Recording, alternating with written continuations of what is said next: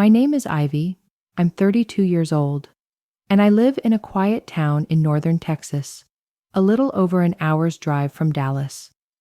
Every morning, I make myself a cup of espresso, listen to the weather forecast, then walk to the office, just over a block from home.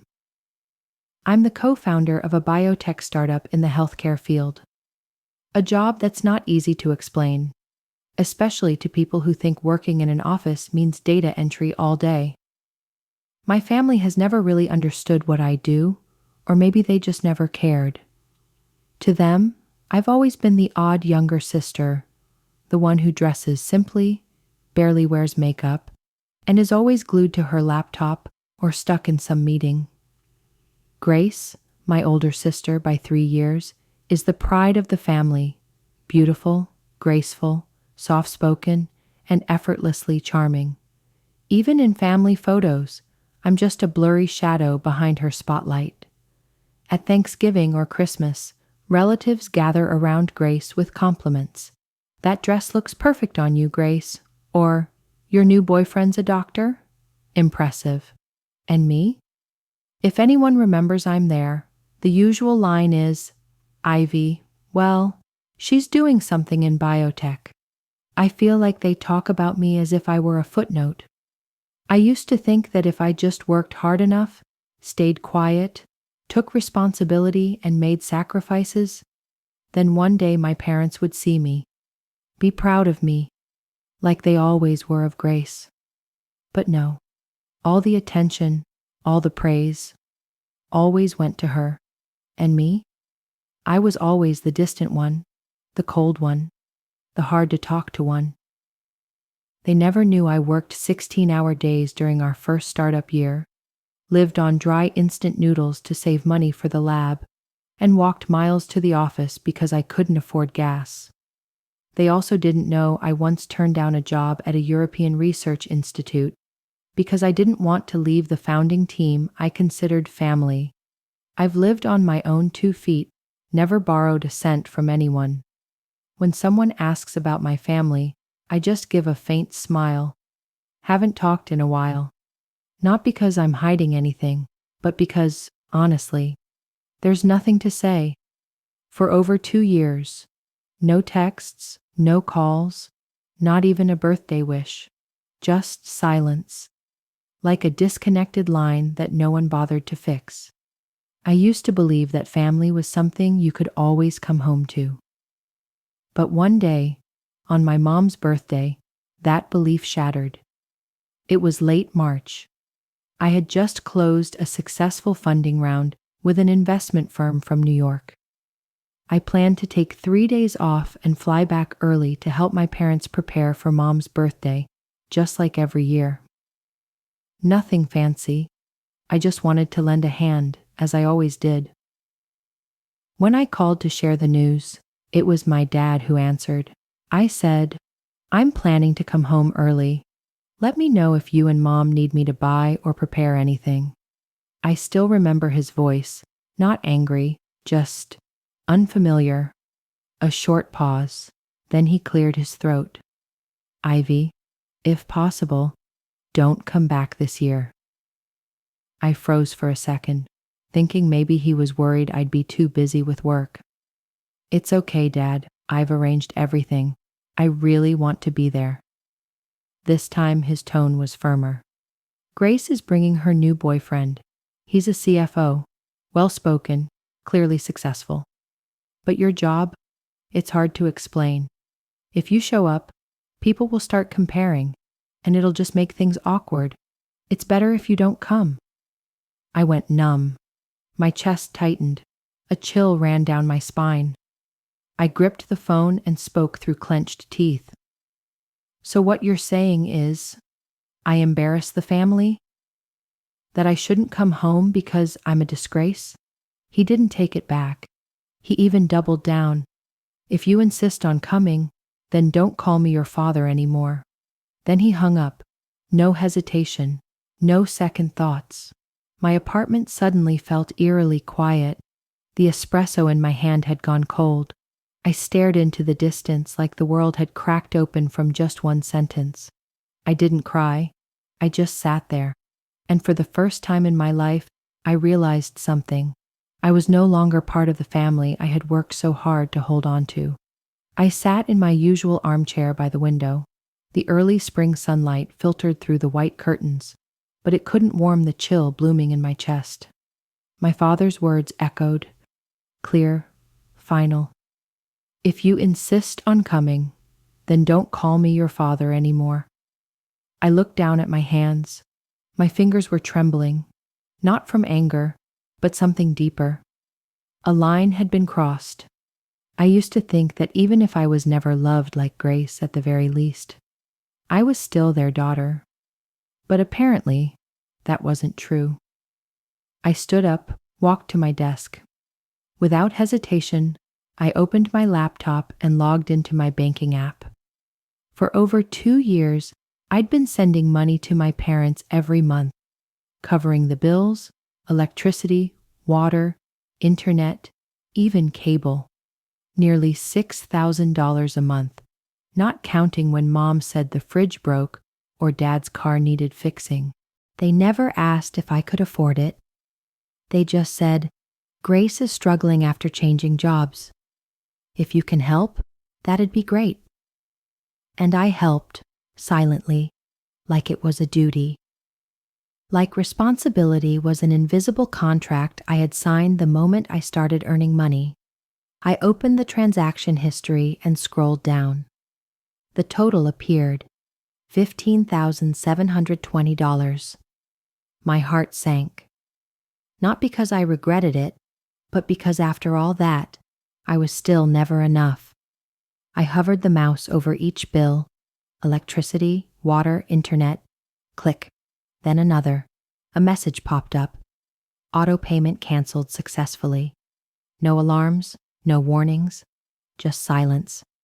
Just like how I've always existed in my family. That night, I couldn't sleep. Not from anger, but because I kept replaying everything.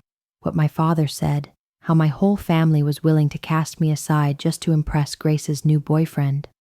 Someone I hadn't even met. I've been compared all my life. But this was the first time I was openly rejected. As if my existence was an inconvenience. Mom's birthday came quickly.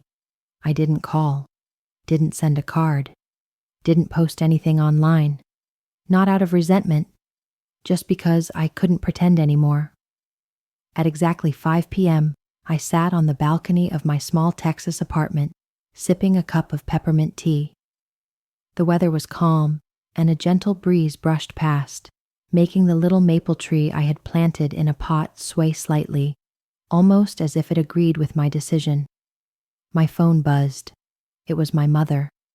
I stared at the screen for a few seconds, then let it go dark. Right after, a message popped up. Ivy, is the power out? Can you check it for us? I set down the cup and opened another message from my father. No water, no internet. Call the service provider. Your mom is panicking. I sat in silence, eyes fixed on the trees behind the house. Not angry, not hurt, just a chilling calm. They didn't ask, "Are you okay?" Not a word about the call the other day. They only wanted me to do what I always did, clean up the mess. Then a message from Grace came through. The internet's down. Guests are arriving soon and Mom's nearly in tears. What's going on? I picked up the phone and typed. 3 weeks ago, Dad said if I still insisted on coming home, I should stop calling him Dad. I'm just following what he said.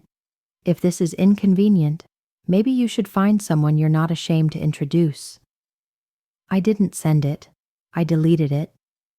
Not because I regretted it, but because I knew, no matter what I said, they'd only hear what they wanted to hear.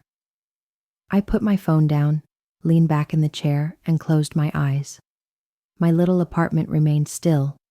No judgment, no demands. This place, I had fixed it up myself, repainted every old wall, installed the bookshelves, handpicked each pillow for the secondhand couch I got at the flea market. Every corner was the result of money I earned, no one else's. The next day, Grace left a voice message. Mom's been crying since last night. Do you even realize how important yesterday was? My boyfriend met the family for the first time, and everything got ruined. You're so selfish. I listened to the whole thing, then powered off my phone. All these years, I'd never lived selfishly. It's time I started. I opened my work email and checked the weekend's operations report. One subject line stood out. New Jersey branch staff transferring to Boston, pending approval. I opened the attachment, scrolled through the names, then stopped. Alan the Owen. My heart skipped a beat. I remembered that name because just 3 days ago my mom had mentioned it. Grace's boyfriend Liam works at a big corporation. I squinted at the file. Current position, finance manager, New Jersey branch, transferring to headquarters in Boston. Approval required. Ivy Warren, co-founder. I let out a quiet laugh, reflexively. The world is smaller than I thought, and I knew what's about to happen is only the beginning. I sat still in front of my laptop, hand on the mouse, chest hollow as if someone had just taken away a memory I'd held onto for too long. Nearly $16,000 left. Every penny of that I had paid, month after month, no reminders, never late. And yet, not once did they say thank you. Not once. I scrolled back through the payment list, each line repeating like a broken loop. $192.48. Electricity, $136.72 water. $248.50 internet and cable month after month. As if I were the family's unpaid accountant, invisible, unacknowledged, forgotten. I remembered the last call with my mom about a year ago, when she called me at midnight just to say, Ivy, the bathroom pipe burst.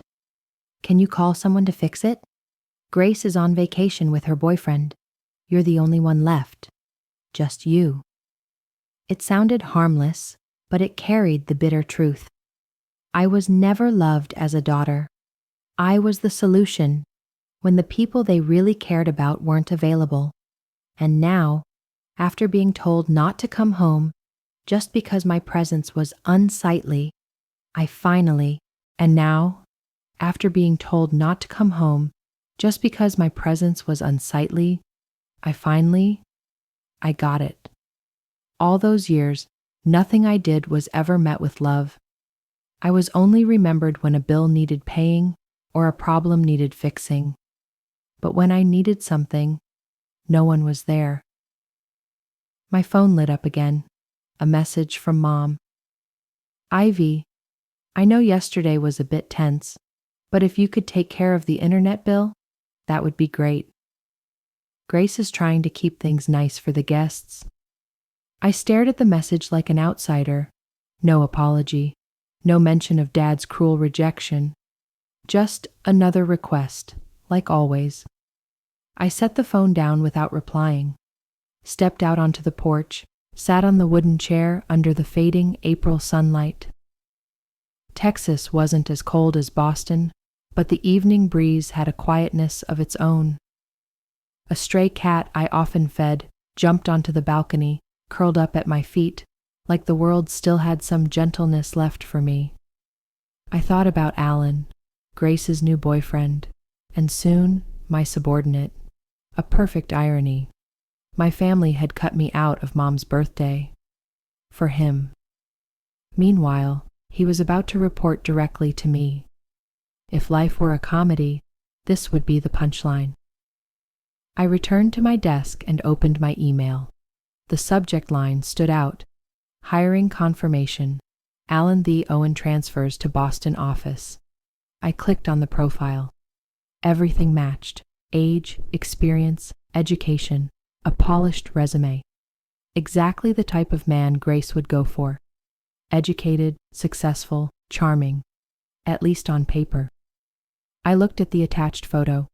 Something felt familiar, Then I remembered. We'd briefly met at a conference about 6 months ago. He had shaken my hand, politely addressed me as co-founder Warren, but neither of us made the connection. Or more accurately, I'd never cared enough about Grace to notice the man beside her. Now, I had a choice: approve or reject the transfer. But I knew I didn't need to do anything. Life had already written the perfect script. All I had to do was sit back and watch what would happen. When Grace found out her boyfriend was now working under the sister who had supposedly shamed the family. The next day, Alan arrived at the office. He walked into my room holding a folder, a little tense. When I looked up, his eyes landed on me and widened in shock. "Ivy?" he asked softly. I smiled faintly, calm and composed. "Welcome to Pacific Genomics. I'll be reviewing this quarter's financial plan. I look forward to working with you." Alan froze. His face flushed, then went pale. No one in my family knew I co-founded this company. Not a single one of them had ever asked what I really did. They always assumed I was just some low-level office worker. I said nothing else, just slid the contract across the table. Alan picked it up and quietly left the room. I leaned back in my chair. I wasn't happy. I wasn't sad either. I just felt like the wheel had finally turned. And this time, I didn't have to say a word. The truth spoke for itself. The morning of my mother's birthday, the Texas sky was strangely gray. A thick mist cloaked everything, as if the world too was bracing for something about to break. I poured myself a strong cup of black coffee, sat by the window, and looked out at the empty backyard. I didn't plan to do anything. No texts, no calls, no birthday posts. I just wanted things to unfold exactly as they were meant to, without me. By 9 a.m., my phone buzzed. The first message was from Mom. "Sweet Ivy, I think the power's out. Can you check it for us? Today's really important." I placed my phone face down on the table. That same sweet, gentle tone, like nothing had ever happened. As if Dad hadn't told me I was an embarrassment and shouldn't show up. 15 minutes later, a second message. This time from Dad. "Still no electricity, no running water either. Is there a payment issue? Call the utility company now." Short, cold, no concern, no mention of the birthday snub. Just a command, like I was still their unpaid logistics manager. I sighed. For the past 2 years, I hadn't missed a single payment. Electricity, water, internet, cable. I canceled everything the night Dad hung up on me, simply because I was too difficult to introduce. And now, on the exact day Grace was introducing her boyfriend to the family, the house descended into chaos. No power, no water, no internet, exactly as I had predicted. By 11 a.m., the messages came flooding in. Mom. "Ivy, please, I'm begging you. Guests are arriving. Can you help just this once?" Dad. "No power? Can't cook. Where are you? Handle this now." Grace. "Ivy, today is so important. Mom's on the verge of tears. No internet. I can't reach anyone. I'm losing it. Can you stop being so selfish for once?" I leaned back. My coffee had gone cold. The messages didn't make me feel triumphant. They didn't satisfy me. I just felt empty. A quiet emptiness, unshakable. Then the phone buzzed again. A video call from Aunt Laura, the only one in the family who still sent me holiday messages, even if I rarely replied. I hesitated, then answered. The old kitchen appeared, lit only by a phone flashlight. She looked tired, eyes slightly red. "Ivy," she said softly, "your mom is panicking. The whole house is dark and everyone's scrambling around not knowing what to do." I said nothing, just looked at her. She paused, then added, "No blame, no defense." "What happened?" You've never missed your mother's birthday. I know you must have a reason, but say something." I took a deep breath, keeping my voice steady. "Dad said I was an embarrassment to the family. He said if I insisted on coming home, I shouldn't call him Dad anymore. After that, what would you expect me to do?" Aunt Laura froze. Her expression shifted instantly. From behind, I heard voices. My mother's rang out. "She's just sulking again. No one could be this cruel." Then another voice, sharper. "Grace, Alan is arriving soon. Has anyone called the power company? I can't believe she did this. On today of all days." I smiled faintly, not amused, not bitter. A neutral smile, a smile carved from resignation. Aunt Laura heard everything. She didn't defend anyone. She didn't say another word. And then the screen shifted. I thought the call was over, but no. A new window popped up, and his face appeared. Alan, in a crisp gray suit, perfectly matched tie, hair neatly combed. "You chose this way to get back at the family?" I didn't answer. I just closed my eyes, let my breath settle. Leaning back into my chair, I could hear my own heartbeat in the silence, a silence that stretched like an empty room after the party ended. Get back at them? They really believed everything I did today was just retaliation? I only remembered what it felt like to be erased from an important occasion, to have my role as a daughter stripped away because my job wasn't worth introducing. I remembered being left out of a family dinner. While everyone laughed around the table, I found out about the gathering only through a stranger's social media post. I remembered when they told me, "Just do something stable and don't talk too much about it," as if what I loved, what I worked so hard for, wasn't worth mentioning. And I tried. God, how I tried. To be acknowledged, to be heard, to be loved, as a real part of the family. But now, I'm done trying. Around 10 p.m., as I was organizing files for tomorrow's presentation, a new email popped up. From Alan, Theo, and Ivy, "I'm sorry I didn't know sooner. I truly respect you, for your work and for the way you kept silent today. I've never felt so embarrassed, but not because of you." I read carefully and replied slowly, "Alan, you don't need to apologize. Everyone is responsible for how they perceive others. And don't worry, I never bring family matters into my work. But I hope now you understand. Sometimes silence is the greatest strength." I sent the email, then put the phone face down on the table as if to end a chapter of my life. Tomorrow, I will still walk into the office as usual.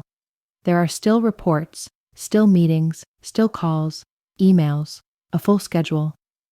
The only difference is, starting today, the people who once looked down on me now know who I really am.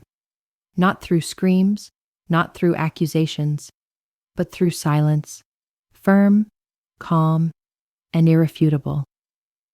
The next morning, as I entered the office, the early morning sunlight streamed through the glass windows, casting a warm golden glow over the quiet room.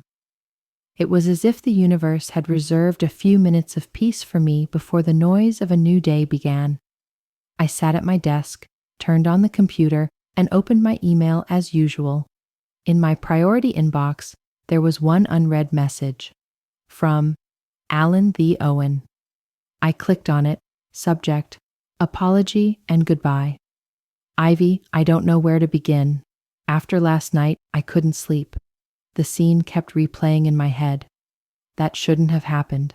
Not in front of everyone, not on a day like that.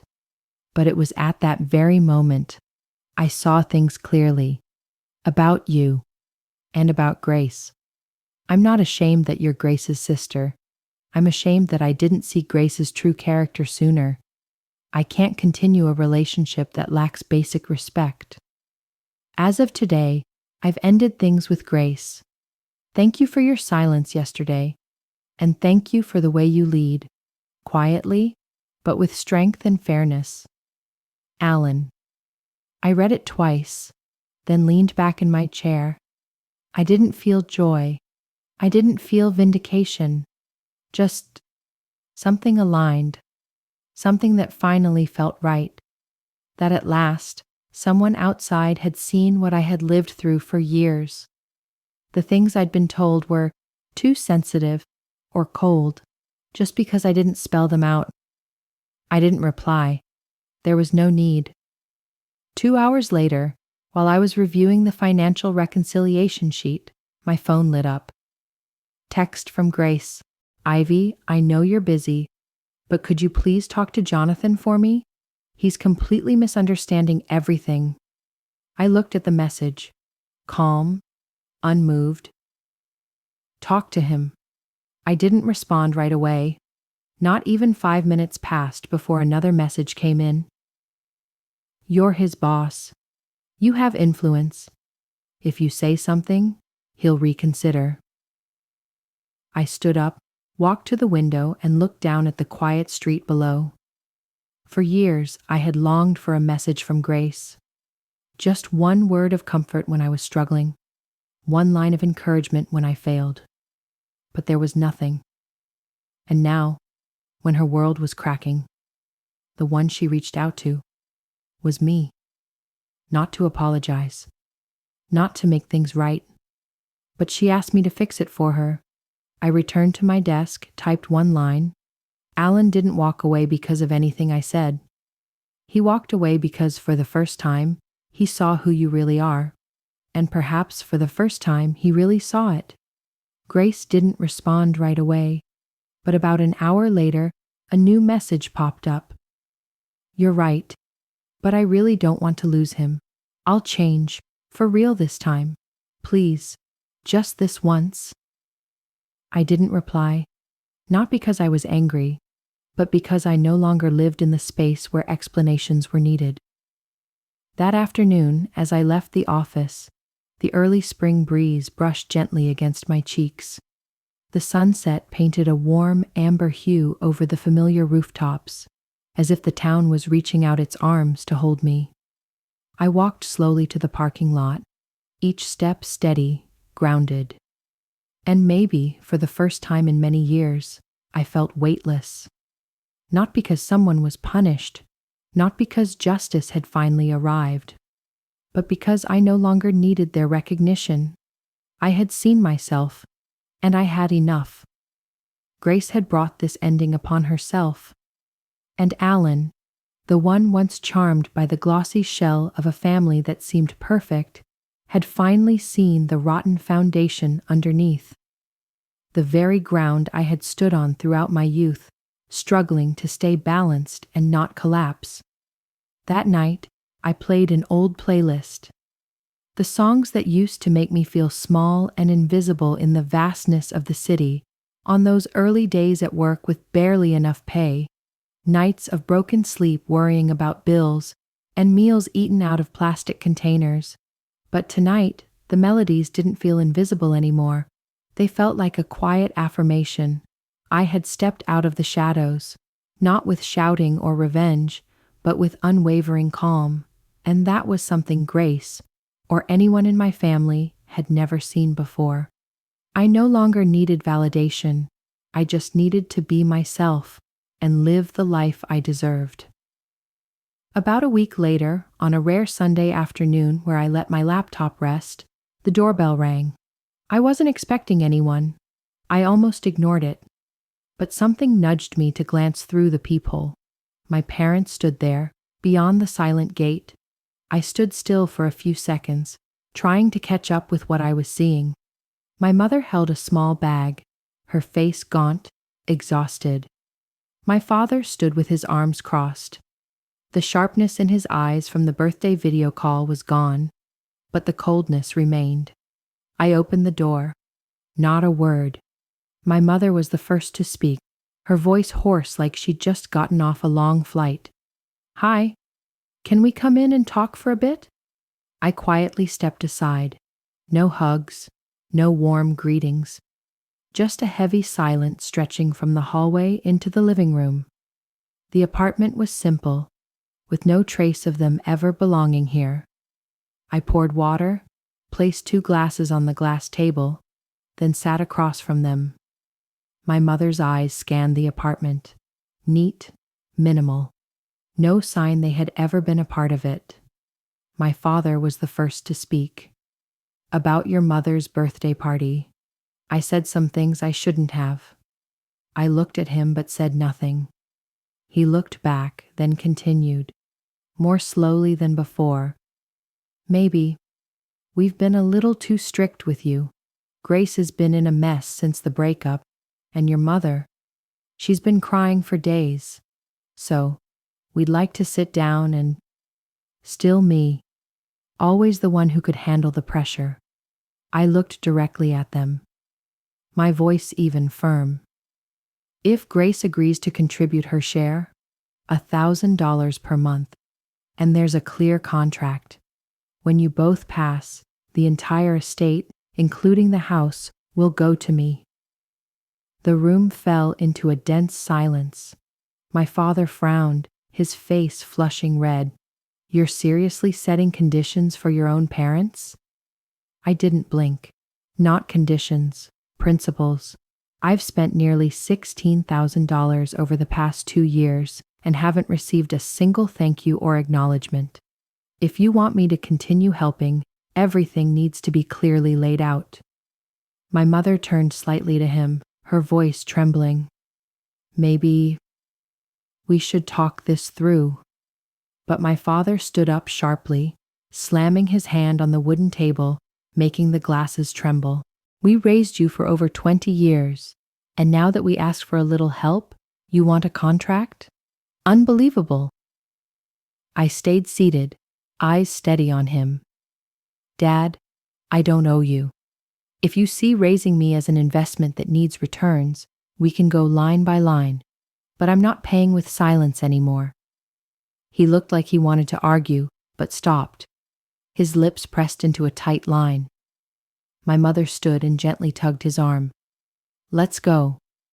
I stood as well, walked them to the door.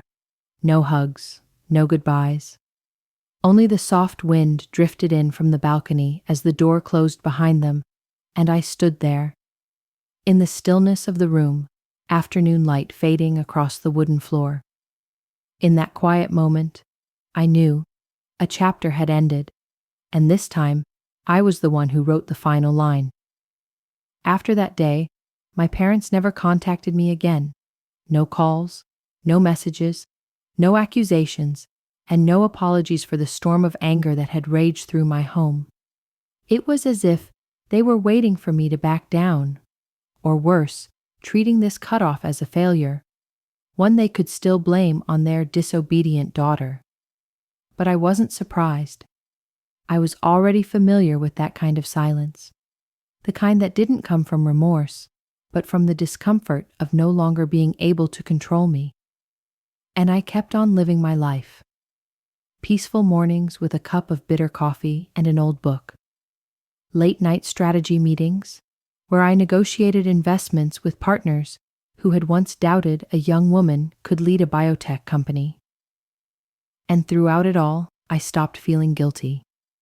I stopped thinking I was wrong for not becoming the backup wallet, the default caretaker, just because I could. Because eventually, you have to understand this. Love cannot be measured in invoices, and it cannot survive on obligation alone. If family ties only last as long as the money keeps flowing, then that's not love.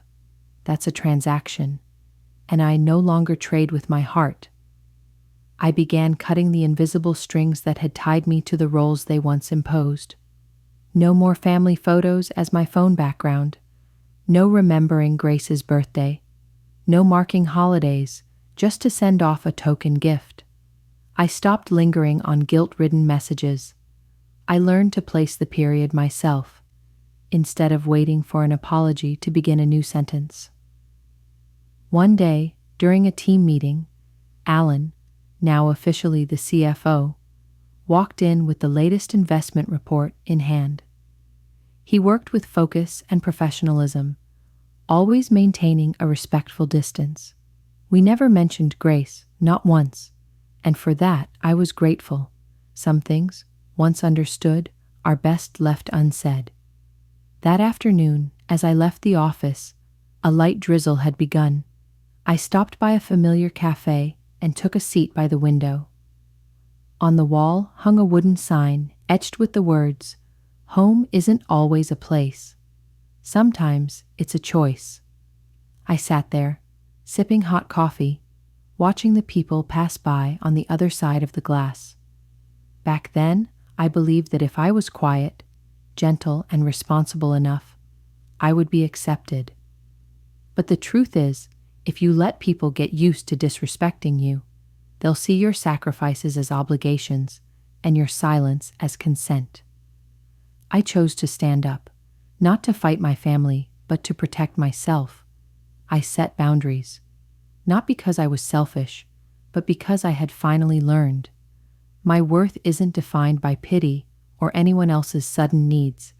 And if someone asked me, "Ivy, do you regret not helping your parents when they needed you?"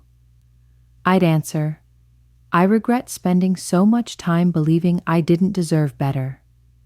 Because a real family is where you're seen as a whole person, not as a wallet, not as a replacement, and certainly not as the backup plan for people who always placed you last. I know my story might be hard for some to accept. In this society, refusing familial duty is often labeled as ungrateful. But try stepping into my shoes. A daughter left out of every conversation because she wasn't perfect enough to be introduced. Someone who silently paid tens of thousands of dollars and never once heard, "Are you doing okay?" I didn't choose my family the traditional way. I chose myself. And you? Do you think I'm too cold? Or have I finally learned to love myself at just the right time? Share your thoughts in the comments. Because sometimes your story might be the light for someone silently torn between duty and freedom. And if you've ever felt lonely in your own family, trust me, you're not alone. Ivy's story is a reminder that no one should have to sacrifice themselves just to keep a relationship that only bears the name family but lacks respect. When you learn to set boundaries, choose self-love, and refuse to let your kindness be taken for granted, that's not selfishness. That's growth. Ivy didn't seek revenge. She chose dignified silence to assert her worth. And sometimes the most powerful act is the first step toward true peace.